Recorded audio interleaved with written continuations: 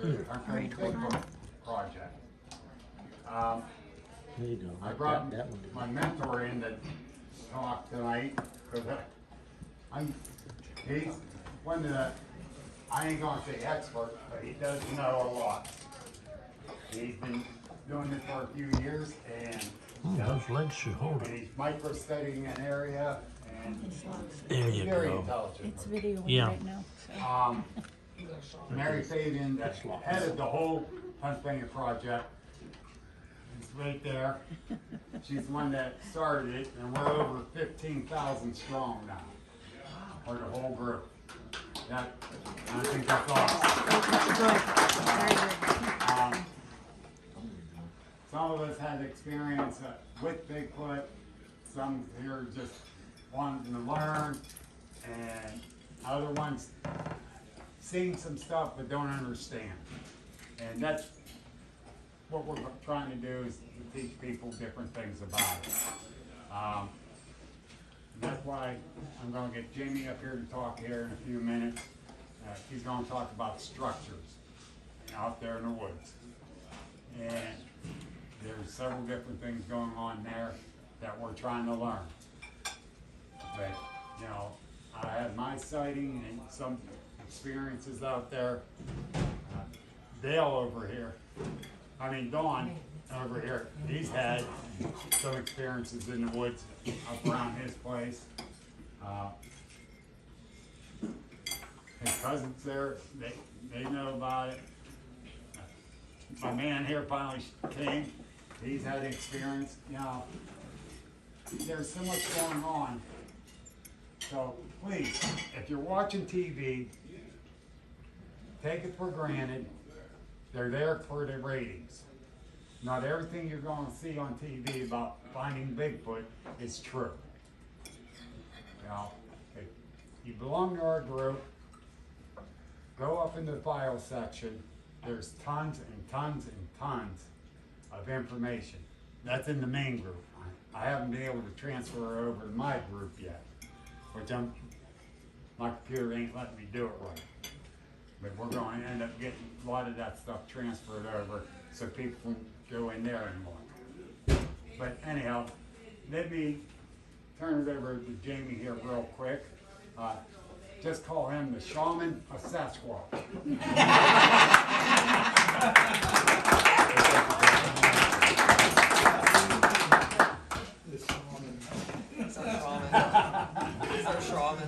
I'm better in the woods than I am with technology, so bear with me.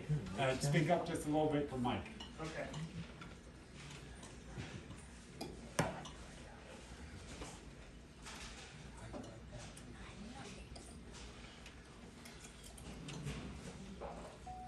Hopefully it didn't kick me off.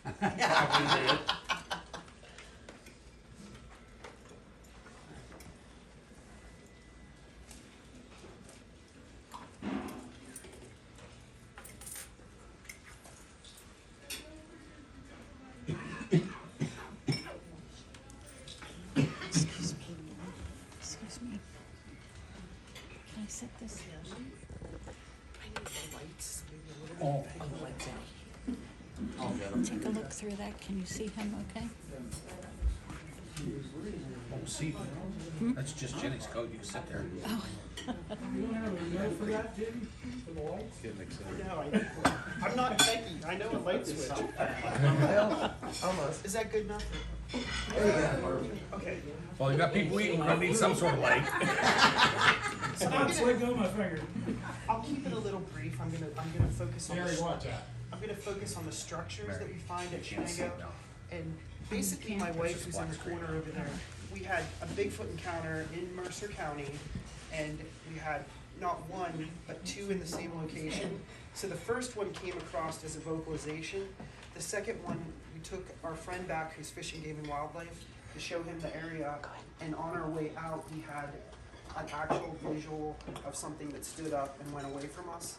So I've been micro-studying at Shenango in Mercer County for almost 10 years now, and during that micro-study, I've been in touch with people, other researchers all over the United States, and the researchers that I enjoy the most are from Canada. So I'm in contact with this woman in Canada named Leanne Carnegie, and she's been sending me these shelters, and I'm finding almost identical structures at Shenango. And it's suggested that they're made by Sasquatch, but I can't say that 100% because I've never seen a Sasquatch make it. But I also know that it's illegal to make a structure like that in Pennsylvania to hunt with. Like, they have to be man-made. But that's not saying that people don't. And I gotta do this again because it's...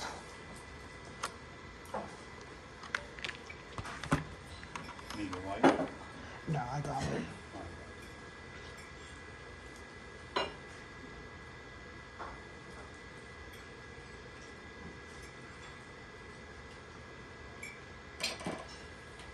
Do you trust that computer? Yes.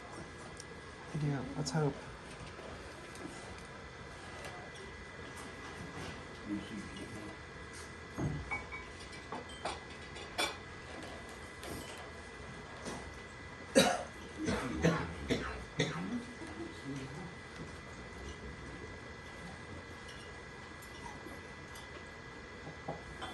This is why I'm not good with technology. Okay. All right. So these are some of the prints. I'm just going to kind of go through and quickly, and then I'll go to the filters.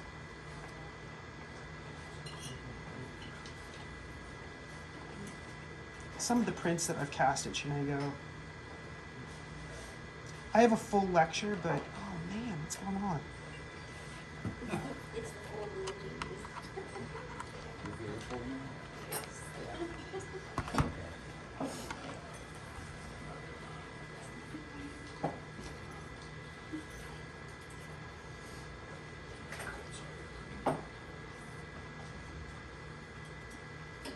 Okay, I'm gonna do this.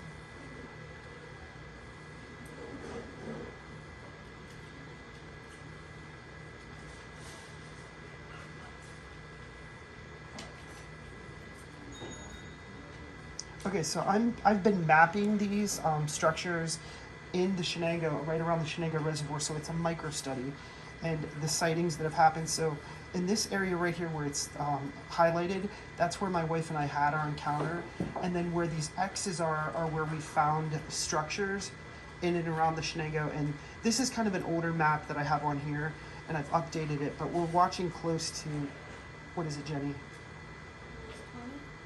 Around 20 shelters. And when I say shelters, they're built in these like teepee structures. So they have these structures that are built with like a pyramid. And this is a nest structure, like similar to what they found out west on the Olympic Peninsula. So it's a round circular, and this is almost 50 feet around, and they're finding it out west. So they found these out west, and I'm finding them here in Mercer County. Yeah, yeah, sure. Great idea. Okay, so you find a lot of these X things, and what's weird about them too is they're finding them all over the country, out in Colorado, West Virginia, Louisiana, and then I do research in certain areas, and I'll leave things out. Like I leave out it's called gifting, and then when I come back, it's missing whatever was there, and it's replaced with something else. So this is some kind of animal bone. Again, another X, and a lot of times you have to study these to see if they've fallen into the tree like that or if they're placed like that. This is one of those teepee structures, and this one is almost identical to one that's in Canada, in up the upper part of Ontario, where this woman researches. And that's not Bigfoot, that's my wife in the background. I mean, she looks squatchy. Okay, then a lot of the stuff that I find, I can't take credit for because Jenny is a great researcher, and she found these, we found this area that is almost like a nest, but what was interesting is the tree limbs that are in the tree, like in the area where this nest-like thing was, they were twisted out of the trees. So for something to twist something out, to have a torque to bring the branch out, is just amazing, and it kind of defies my logic. Something about those twists too. Yeah, they were fun. twisted, and then in this actual shelter, there were bones, and we found other items that were not human. So like when I find these things, I look around the area to make sure that no humans have been there. I'll look for human footprints. I'll look for gum wrappers. I'll look for beer bottles or whatever, because hunters can leave things in the woods. But a lot of them, like I said, defy logic. So if a hunter was building something like this, they really wouldn't want a lot of this stuff around, because if like a deer's coming, they wouldn't want the twigs to break. And this particular area, I found these weird configurations with these vines, and they're always in a circle, and I don't know what it was.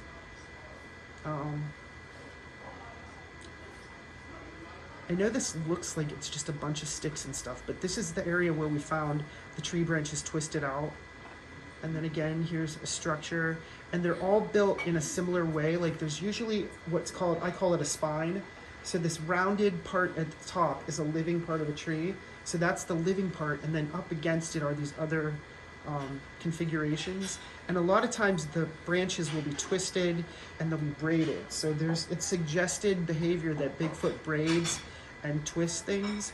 And then this is a shelter that I found with Sparky and Jenny. And this particular shelter was off on a peninsula outside of Shenango. And what was weird about it is there's water, like a swampy little area, and then the shelter. And the shelter itself was almost, what would you guys say? 30 feet? About 30 feet tall. Well, that's where I left cigarettes, because supposedly they like tobacco, and I had filtered cigarettes, and we came back 2 days later, the filters were there, but the cigarettes were gone. Which also, it's a Native American thing to leave a gift, like tobacco being one of them.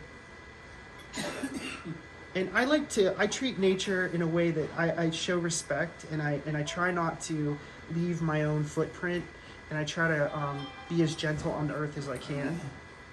But these are, again, this is something that my wife found. So when I talk about researching, Jenny's a great researcher. We found this shelter, and this was the very first one that we ever found. But what was weird about it is the way that it used whatever made this, and I can't say 100% Bigfoot, I can't say it was inhuman, but whatever made this tied these knots that I've been studying knots and trying to figure out what kind of knots they were, and I can't figure it out, but there was almost like the infinity symbol. There was no beginning and no end, and some of the areas on these things looked like they were, what would you say, Jenny? They were fused in a way. It was really strange how they were connected. Not even tied is a good way. And, like, this is when I was a very new researcher. I did find hairs and things in these, but I didn't have a way of, like, thinking to myself, I'm going to go have these tested. So this shelter has now been there and gone. So with the weather and the changing weather, it's gone. But again, I've studied these knots, like how it was made, and I can't figure it out. So this is I took pictures of this shelter in every season. So, with the snow load, it falls down. And then this is something that I photographed and thought to myself, this is super interesting. And I took it to my friend who's a veterinarian, and she said, Jami, that is really interesting, but she said, that is porcupine. So a porcupine did this. So not everything that you think in the woods is Bigfoot is actually Bigfoot, or potentially Bigfoot. I don't go into the woods thinking everything's Bigfoot, but you kind of have to use a rational mind and think, what is that? And I found out that this is porcupine. And, I just put a lot of quotes and stuff that I look at. And again, this is another shelter with the tying and the twisting. And everything that's there is all organic, so it's from nature. And there would be no reason for a hunter to make something like this, because you don't want to make noises when you're in the woods. So again, here's my Squatch wife, Jenny. not Bigfoot. With Next, with those awesome pink boots. yeah, she wears pink boots. But this is a shelter that just completely blows your mind. It has no rhyme or reason to it. And again, it has that spine structure. So there's a spine, and then there's these other branches that go around, and they're intricately braided, they're intricately woven. This is another interesting area that I've been researching, and basically this area is where we found our first shelter. So I'm doing this mapping project where I map these shelters from where we had our encounter, and I'm finding that they're within a mile from where we had our actual encounter, and some of them are right there where we had it. But this one is interesting because the whole area had stuff that has suggested Bigfoot behavior. Not only was this like a strange shelter, but we've had experiences at this area where we've heard vocalizations, we've found prints. So I've actually found prints at this area. Again, another one of these structures, and they all have that similar spine. And here's the nest, so a nest. And when I say that they're intricately woven and they're not placed there by nature, like this, nature could not have done this, it makes no sense. And it's actually in an area where you wouldn't find children playing. You have to cross a railroad, and there's a peninsula. And this is, again, it reminds you of a teepee. And, you know, when I think of the indigenous tribes of America and I think about Shenango itself, I had to study the name Shenango. And Shenango actually means the beautiful one. And it was, Shenango was a Native American tribal person that belonged to the Lenape tribe. And it actually translates to the beautiful one. And the Lenape tribe that lived in Mercer County and all had their beliefs in Bigfoot. So they all believed, and they all had a name for Bigfoot. And Don, maybe you can help me out, but is Masingwa is suggested to be a name for Bigfoot. And then in the Allegheny National Forest, and most people don't know this, but the Allegheny National Forest, I researched there too, but it got its name from the Allegheny. And Allegheny were these giants that lived in the Allegheny National Forest, and they lived in and amongst the tribes of the Allegheny. So most of the Delaware. And I'll try to flip through these. But again, like there's all intricately woven. Some of these shelters look so much alike, and they really are. But to me, when I view these, I think to myself, they look like an artist. Like when you think of Leonardo da Vinci, or you think of Salvador Dali, they have their own style, and they have a way of making art that looks similar. All of these look similar, and when I compare them to the researchers in Canada that I work with, they're showing me a shelter that looks exactly like this. So something in Ontario, Canada, if you came down through Ontario, New York, Pennsylvania, into West Virginia, and you keep going south and you keep going west, and they're finding structures just like this. It's almost like an artist marker, and some people believe that these are a form of communication more so than something that Bigfoot would live in. So when you look at this, when you do any research outside of like what's considered normal or unknown, you always have to use your imagination in a way and your instincts. And I always have in the back of my mind, maybe a human made this, but maybe not. Again, this is a completely different shelter at that Mercer County, and most of these are from Mercer County, some are from the Allegheny National Forest. And then you have this X, another X, but what's strange about this X is I find X's, but then you find other things that are leaning into them, which I think, if I'm using my imagination, it could mean something, I don't know. But I just sometimes put up quotes that I like. The absence of evidence is not the evidence of absence. Carl Sagan. Sorry. I used this as a gifting area. One time I took a little Bigfoot necklace and I left this necklace there. And when I came back, I found these beautiful blue jay feathers stuffed into where I had the necklace. And if I was Bigfoot, or if Bigfoot is a human type animal, they would be very curious and they would understand the idea of gifting. You know, and I know every researcher has their different feelings about gifting, But for me, it's more about respect for what I'm communicating with. And Jenny and I are both, we've done ghost hunting too, and I'm the same way with that. I'm very respectful to what I'm communicating with. And if I leave my tracks on this earth, you know, I try to do it gently. And here we go. Here's another, what I call the braiding, or this almost reminds me of the Native American, what are they called? The weaving? Well, wigwam, but I mean, it's the wheel, dream catcher, thank you. So this is a print that we found, that my wife found, and she found this right near one of the shelters. Jenny's a good girl, she's a researcher. But sometimes when you find these prints, and even with the print, and I'll tell everybody, even with the print, you have to have in the back of your mind, could this be human made? And really, it honestly didn't, and I should have had like something next to it to compare size, but it was definitely of great size. And the toe structure is not like humans, where it's kind of, it goes up, so it goes up like that. And it doesn't have like the arch like a human has arch. This is me in another one of the shelters. So they have these things that basically I'll find bones inside. Another interesting thing too is, well, here's one of, this is a quote I like because I'm a little bit woo. I don't necessarily think of Bigfoot 100% as spiritual. I think of it as or as physical, but I think of it as spiritual too.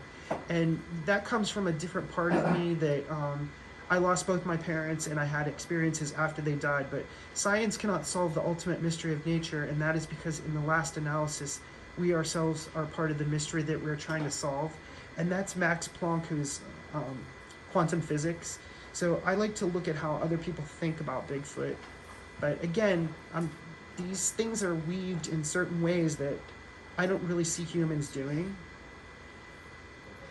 And a lot of times I'll look around. When I find these shelters, I'll look around. What's around there? So I've been finding like mushrooms and mycelium. So I think there's a connection with Bigfoot and mycelium, but that's just me using my imagination.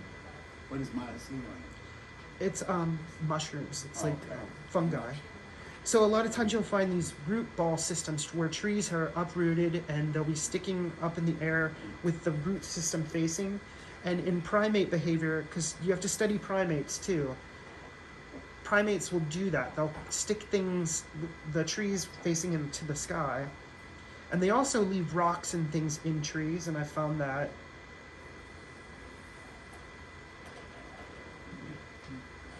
Again, just really, it's very strange.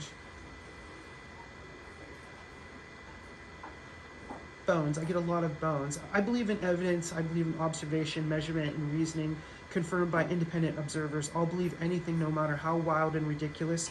If there's evidence for it, the wilder, the more ridiculous something is. However, the firmer and more solid the evidence will have to be. That's Isaac Asimov. He was a Russian quantum physicist.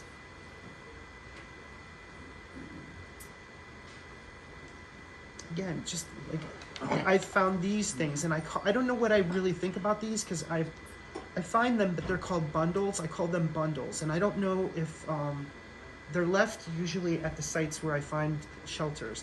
So they're weird bundles, and then they're tied in the middle, and I haven't figured out what they are yet.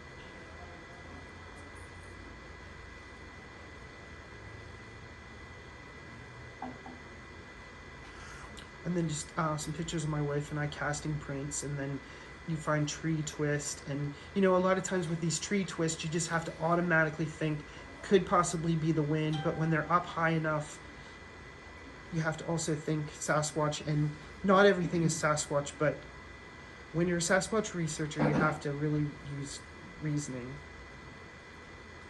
So this is Albert Einstein. Everyone who is seriously engaged in the pursuit of science becomes convinced that the laws of nature manifest the existence of a spirit vastly superior to that of men, and one who in the face of which our modest powers must feel humble. Albert Einstein. So he really looked at nature as like the nature of humanity. We always have to be humble.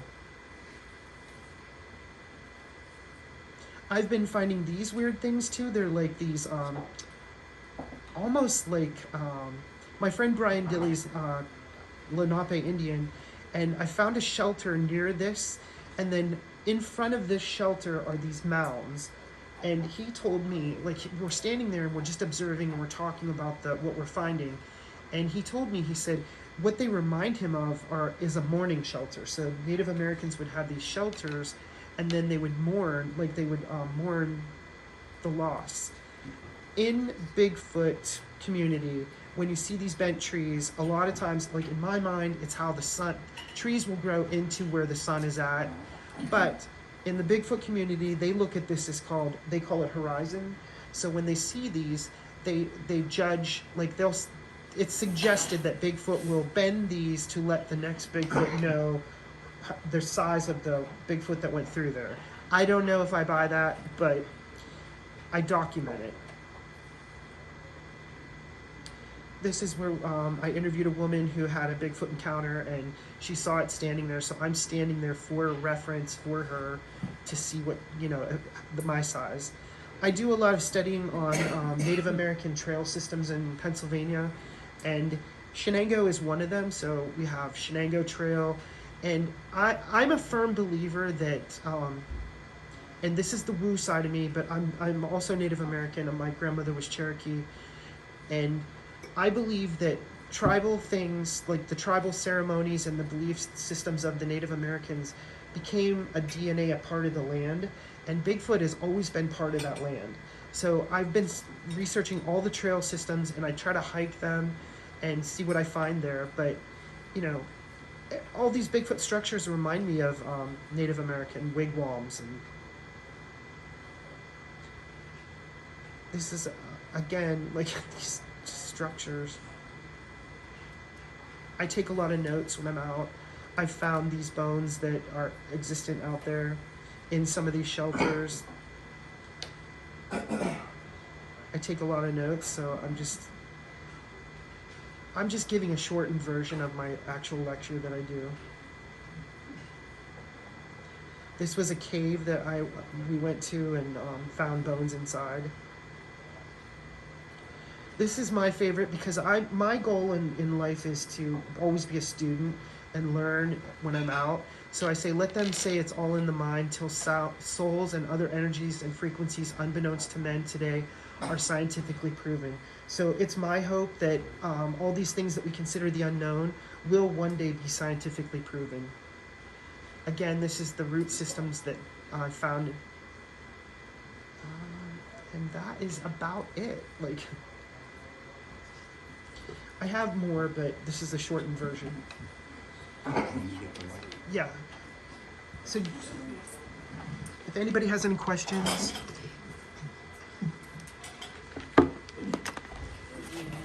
You ever find any feces or anything? I have, but again, it's getting it tested. How do you seriously go to somebody and say, "Can you test this species?" I don't know. Hunters. Yeah. I found things like if you look at this unit. Thank you, guys. This is the Pennsylvania Bigfoot Project, Mercer, Lawrence County Chapter meeting.